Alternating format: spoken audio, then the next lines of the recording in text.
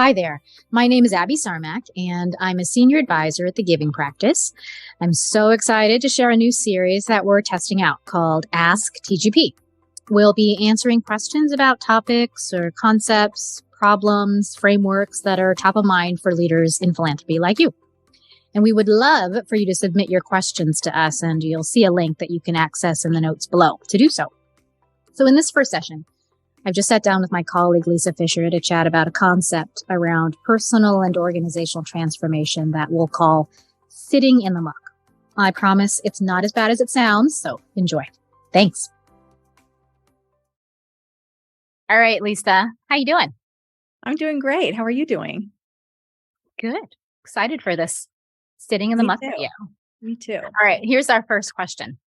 So what is sitting in the muck? How would we explain that? It's not an easy thing to explain, Abby. I think sometimes when we're working with our clients, this is one of the most confusing, or difficult things to wrap your head around. But to me, when we talk about sitting in the muck, we're really talking about sitting in that uncertainty or discomfort, sort of that lack of clarity, that space where you don't really have a solution. What about you? What do you Absolutely see it as? Well, for me, sitting in the muck is often a response to what we're called to do. I think as consultants coming in, why do our clients call us in? They call us because they want something fixed. They want us to help them fix something, and they want to get from having something to fix and fixing it. Right. And kind of point A to point B. That's what they want. And I think one of the lessons I've really learned over the years of work with our philanthropic clients is that to get from A to B, one of those points that is so important in between is sitting in the muck.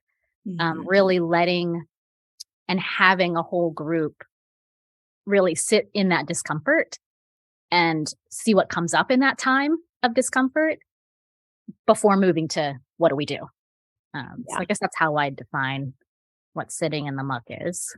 Yeah. And I like what you're saying there, because sitting in the muck is a really vulnerable place to be, right? When you are sort of between point A and point B, we like to think of change as linear a lot of times, but it's not linear. And that's more of a technical mindset than an adaptive mindset. And in truth, any kind of change is really more adaptive. And so you have to be willing to feel your way through, to be okay with being in that muck, that messy middle, with being a little bit more vulnerable and not having all the answers while you're sitting there and letting the answers evolve or come more than, oh, hey, we've got it. And here's the next thing we're doing.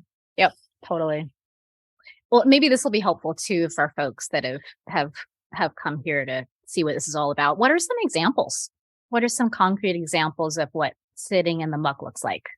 I think, sitting with the questions, more sitting with what's coming up, what's alive in the group, and not having to rush to action or answers, spending a little bit more time in that more organic place as a group, and even, for yourself, being willing to, sit in the question.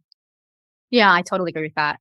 One of the ways that I think I've seen that whole idea is I'm thinking of a client that I've recently worked with, where they brought us in basically to help them address racial equity and address equity in their work. They're a foundation that's, small team, 10 people, and they're working to support, foster youth. And they've had a real racial reckoning. They've had a real reckoning that it's important to understand implicit bias and all of these things that they know are important, but they haven't maybe personally dealt with. And maybe an example I'd talk about there, and where sitting in the muck was really important, was, as you might realize or have found, if you have a team, even a small team, you've got lots of different kinds of people with lots of different ways of doing things. And you've got the type A's that are like, okay, we want to deal with racial equity. Let's define racial equity and then do something about that, and then you've got folks who need a bit more time. They're maybe not even sure what this whole thing's about. And I think that is where sitting in the muck has been really useful, where we actually want change to happen, not just from kind of top down, like one person saying this is how we're going to do things, but actually we want a group to come together, define what needs to happen, and learn together and move together. And so that was kind of a core example that where I really saw the power of people saying and realizing that sitting in the muck enabled them to hear other points of view on their own team, even with people they'd worked with for 15 years, because they let themselves sit for a little while instead of jumping. They were able to hear and realize questions, concerns, and actions that maybe they wouldn't have considered if they just tried to get past the discomfort of not knowing. Yeah, that's such a great example. And I like how you framed that up as, maybe more of a technical approach, like let's address racial equity, right? Right.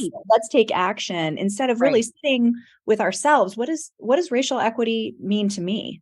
What does it mean to, each of us individually? What does it mean to this group? What does it mean to our work? And there are no easy answers there, right? That's a much more adaptive approach, much more of that type of, that presencing type approach to these challenges that we're having in organizations, where we really have to start to be comfortable with the discomfort. That's our work, right? And so many of these change processes is becoming very comfortable with sitting in that muck, with, feeling that discomfort and really being present to what's coming up for us, what's coming up for the group. And start to look at that. Right. And you know what I've loved in working with you, Lisa, and I've really learned from you is it almost feels like every phone conversation or every meeting that we have with clients, I hear you say it, and I've begun to continue to say it myself, is to normalize that feeling and just saying that, this discomfort and this messiness, you're not alone in that, right? Like every organization feels this discomfort. And what we've seen is that it really is an important piece to getting to transformative change, and not just change that's going to be written in a report and left on a shelf or something. So yeah.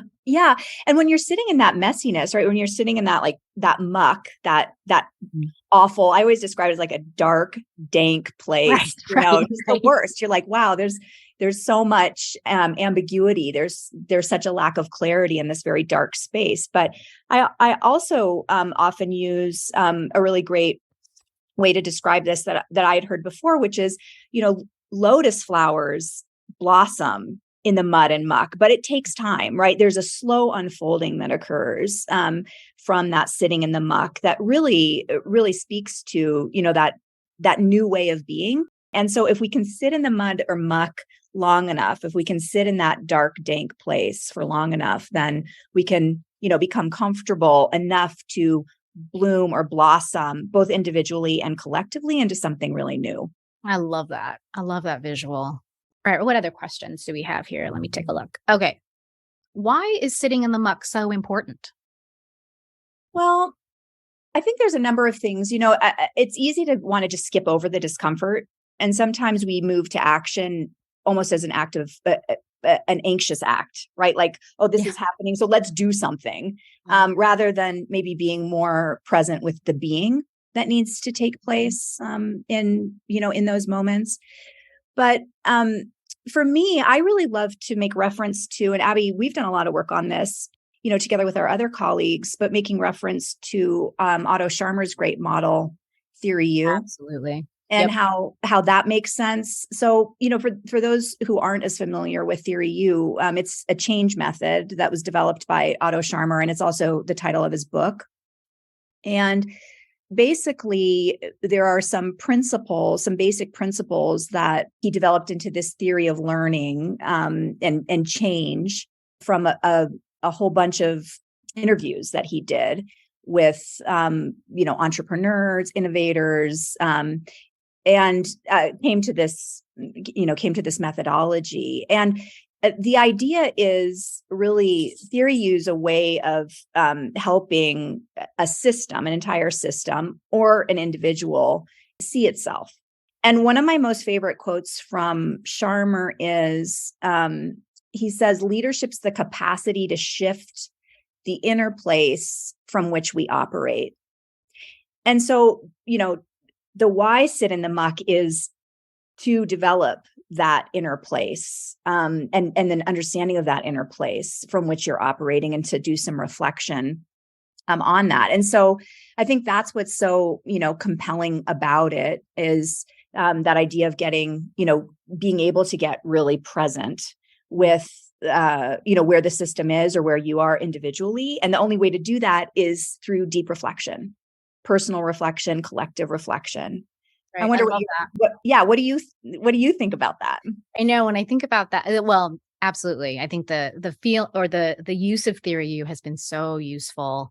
I'm sure we can link it as well in order to provide more resources on it. But basically, a little bit playing off what I was talking about earlier of, we're hired because clients want help in getting from A to B. And theory U talks about there's a U between A and B. Mm-hmm. And sitting amok there at the bottom. Right. So it kind of has this visual of, a team will enter in with an issue. They'll go down into the muck, and here you're kind of letting go of all the preconceived notions of what you thought about that problem. Sitting in the muck, just let things come. And, at some point, pulling out of that going up, letting new ideas come, having sat in the muck with your team for a little while, and coming to that point as a group of what your next point B is going to be. Like, well, what are you going to as a team figure out together? And so we've introduced that, and it's so easy to introduce. The visual, I think, is just very compelling to people, and to the point where it actually becomes a useful tool, even useful language for people at various points in an engagement with them. So we'll introduce it at the beginning, and maybe in the middle they'll be like, all right, I'm still in the U, and I think I still need to be in the U. I think we still as a group need to be in a U here, right? And towards the ends of engagements, when people are starting to see the light, the whole idea of I'm starting to see the way out of the U all, everyone, that it's really actually a really useful tool in terms of people being able to signal to each other what they're feeling, and just maybe didn't have useful language for in the past. So that's been gratifying to see, where people begin to see both the utility of the muck and also be able to talk to each other. So that when we leave them as consultants, they now will have this idea with them that they continue to use, because there are always going to be other challenges that come up. And hopefully what we leave our clients with is again, not just a report or not just a list of tasks, but actually a way of working together that is more transformative than anything that we might produce. So yeah, I love that. And I love what you're saying too about just resourcing clients and, helping them understand that there are ways of thinking about this. None of the tools are perfect. None of the models are perfect, but it's just a way of understanding the process that you're going through. And like you described, Abby, being able to help people understand as you move down the left side of the U, which a lot is about like pausing, reflecting, taking stock, thinking about kind of where things are, and then moving into that deep presencing, sitting in the muck, and calling on that deeper source of knowing, that deeper source of wisdom, not only for you individually, but for the group collectively, then helps, like you said, that light begin to shine on the right side of the U, where things begin to emerge, evolve, and then you can do some testing and iterating, right? You can do some learning as you grow into this new way of being and acting. And what's cool about this is you go through this over and over. It's not a one and done thing, right? I mean, it's a very generative process. And different people can be at different places, right? And in the change process at different times, you may be at a place and then be going backwards for a number of reasons, right? There's so much, there's so much to this that I think those models really help with. I love that. I love that. And that's another way I know that I've been able to tell if a model can be truly transformative. How this idea of just sitting in discomfort, sitting in the muck, um, that other indicator being, it's not just in work. I actually feel myself and find myself using this type of idea in my personal life with my teenagers. Yeah, How exactly. many of you out there can, At Abby. and So true. have I thought know. about sitting in the muck with your teenagers? I know. Sometimes when we share these models, right, or share this idea of sitting in the muck, people connect it as much to their personal lives as they do, right, to their work in organizations. And why would we not? Right. I Right, mean, if we're whole selves, all of these things inform each other. Right. So the right. idea that we can, apply these different tools to how we're showing up personally is every bit as important That's right. as the ways we're thinking about, how we're being together in organizations. That's right. Oh, it's been so fun, Lisa. I That can't has wait to been sit in the fun. muck some more with I you at some know, and get more point. questions from folks, right? About, hey, Yeah. how are you thinking about this? Or we love those questions. So everyone keep them coming. Yes. Well, keep the questions coming. And we're looking forward to more sessions like this where we can be in conversation with all of you about things that are important to you to know more about. Thank you. Thanks, Abby.